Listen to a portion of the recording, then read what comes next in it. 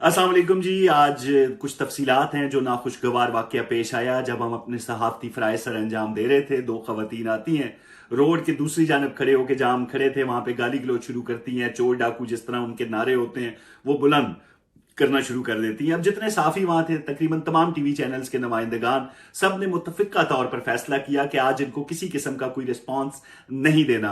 थोड़ी देर शोर शराबा करेंगी, चली जाएंगी, हम अपना काम करेंगे। वहां पे सियासी शख्सियात थी, पाकिस्तान से आई हुई, उनके इंटरव्यूज थे, उसमें ये खलल डालेंगी, इनको शोर करने दें, इनको तवज्जो ना दे तो वो वहां से रवाना हो जाएंगी।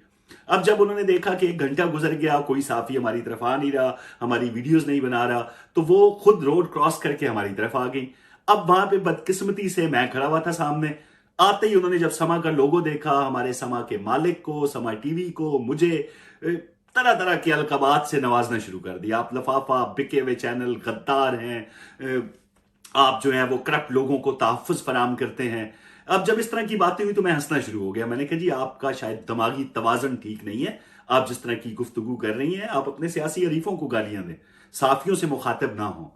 अब उसके बाद जब उन्होंने मेरे खानदान को नाम लेकर गालियां देनी शुरू की, तो क्योंकि ये सूरत हाल लंदन के साफियों को रोजाना बर्दाश्त करनी पड़ती है और एक अरसे से हम कर रहे हैं, आज सबर का पैमाना लबरेज हुआ और मैंने उनको उसी जुबान में जवाब देना शुरू कर दिया जिस जुबान में वो मुझसे मुखातिब थी। सबर अगर हो सकता तो मैं जरूर करता, लेकिन ये आज की बात नहीं है। हम एक अरसे से सूरत हाल का सामना कर रहे हैं। अब बड़ा आसान है लोगों को, जो यूट्यूबर्स बैठे हैं पाकिस्तान में, इखलाकियात का दर्स दें जी। खवातीन ये हो गया, खवातीन, कोई जो बागैरत मर्द है ना, जिसमें गैरत है, वो अपनी खवातीन को इस तरह की जुबान इस्तेमाल करने के लिए सड़कों पर नहीं भेज सकता। यही मेरे अल्फाज थे वहां पे और अभी भी मैं इन्हीं अल्फाज को दोहराऊंगा। अगर उनके घर के मर्द हैं, उनको पता है ये खवातीन जाती हैं और जो उनके सामने आता है उनसे गाली गलौज करती हैं, तो मेरे ख्याल में उनको अपनी खवातीन को इस हवाले से रोकना चाहिए। हाँ, कोई मुनज़्ज़म एहतजाज हो रहा है और पीटीआई उनको ऑन नहीं करती।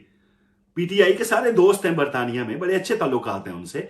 कोई शख्स, कोई पीटीआई का शख्स इनको ऑन नहीं करता, लेकिन वो साफियों से इस तरह मुखातिब होती हैं। तो ये था सारा वाकया। उसके बाद पुलिस को उन्होंने बुला लिया कि किसी ने हम पे अटैक किया, मेरा नाम लिया। पुलिस ने तमाम वीडियोस देखी, विटनेस स्टेटमेंट्स ली, उनको कोई शवाहिद नहीं मिले और वो वहां से चले गए। जो खातून थी वहां पे वेल एजुकेटेड लग रही थी, वो मेरे सामने आई तो कहा कि आप प्लीज, जो हो गया सो हो गया, अब मेरी फोटेजेस ना लगाइएगा। तो मेरे फोन में तो कुछ था नहीं। जो बाकी साफी थे, मैंने उनसे गुजारिश की, यार ये खातून गुजारिश कर रही है कि गलती हो गई है मुझसे, मेरी फोटेजेस बाहर नहीं आनी चाहिए। लेकिन दूसरी खातून, मेरे हाल में सारा मीर नाम है उनका, जो उसके साथ आई थी, उसी ने उसकी तमाम फोटेजेस जो हैं वो तमाम व्हाट्सएप ग्रुपों में भेजी और वहां से वो वायरल होना शुरू हो गई। लेकिन मैं एक दफा फिर कहूंगा कि अब सबर का पैमाना लबरेज है। रोजाना की सूरत हाल है ये, हमें ऐसी सूरत हाल का सामना हर रोज करना पड़ता है। और अब बिल्कुल अपने पास रखे इखलाकियात का दर्स। जिस जुबान में कोई हमसे मुखातिब होगा, हम उसी जुबान में उसको जवाब देंगे। बहुत शुक्रिया। आज हमारा प्रोग्राम था कि हम जो है पार्टी करें, फ्रेंड्स मिल के कोई मिठाई वगैरह बांटें कुछ, क्योंकि खान साहब की जो है विक्ट्री हुई है, ठीक है, उसके लिए। तो किसी एक बंदे ने, मेरे पास रिकॉर्ड मौजूद है, कॉल करके मुझे बुलाया कि नहीं आप वहां ना करें, आप यहाँ स्टीवन हाउस आ जाएं, यहाँ पे डार्बी जो है ना मौजूद है। तो मैंने कहा चलो, मरियम बीबी भी वहां मौजूद है तो इनको जरा मैं मुबारकबाद दे के आती हूँ, हमारी कौम से ज्यादा वो मुबारक डिजर्व करते हैं। I went there. Suddenly I find the one of my friend, she was there. Yeah. So वो कुछ ज्यादा इमोशनल हो गई। she's a gynecologist, she's a doctor. तो वो उनको जो है आजम सवाती सर का जो है ना, वो जब से उन्होंने देखा हुआ है, she is in really in deep depression कि कोई अगर मेरे बाप के साथ ऐसा करता तो क्या होता। तो बस वो वही बात वहां पे जो है ना कही जा रही थी और वो ये कह रही थी कि सहाफियों को अपनी सहाफत, अपनी कलम के साथ जो है इंसाफ करना चाहिए।